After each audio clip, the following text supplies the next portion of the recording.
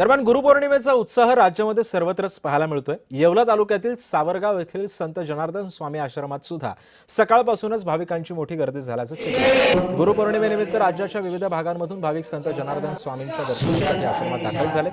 यावेळी आश्रमामध्ये जमलेल्या भाविकांनी केवळ धार्मिक उत्सवापुरता मर्यादित न राहता पर्यावरण संवर्धनाचाही संकल्प केला।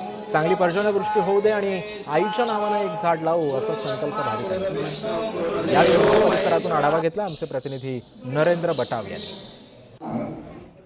गुरुपौर्णिमेचा उत्साह आता सर्वच राज्यभरात दिसून येत असून आपण बघितलं तर येवल्यात देखील मोठ्या भक्तिमय वातावरणात गुरुपौर्णिमा साजरी होत आहे। आपण बघतात येवला तालुक्यातील सावरगाव येथील संत जनार्दन स्वामी हे आश्रम आहेत। या ठिकाणी पहाटेपासूनच भक्तांची मोठी गर्दी दिसून येत आहेत। आपण बघितलं तर दर्शनासाठी या ठिकाणी लांबवरून भाविक या ठिकाणी दाखल झाल्याचे चित्र यावेळी दिसून येत आहेत। आपल्यासोबत येथीलच मंदिराचे ट्रस्टी काय सांगाल की आज गुरुपौर्णिमा आहे, कसं महत्व आहे? आज या ठिकाणी गुरुदेव दत्त विश्वास संस्था सावरगाव या ठिकाणी जनार्दन स्वामींचं मंदिर आहे।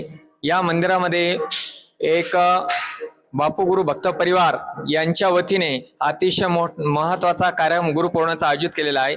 महर्षी व्यास यांची आज जयंती आहे। या जयंतीचं औचित्य साधून गुरु शिष्य परंपरा याला सर्वात महत्व देऊन या ठिकाणी जय जनार्दन माध्यमिक विद्यालयातील विद्यार्थी, शिक्षक वृंद व येणारे भावी भक्त अतिशय पूर्ण आपल्या महाराष्ट्रातून, राज्यातून या ठिकाणी येत असतात। पर्जन्यवृष्टी देखील चांगली व्हावी अशी प्रार्थना यावेळी या ठिकाणी आलेल्या भक्तांनी केली आहे। नरेंद्र बटाव, जय महाराष्ट्र न्यूज, येवला, नाशिक।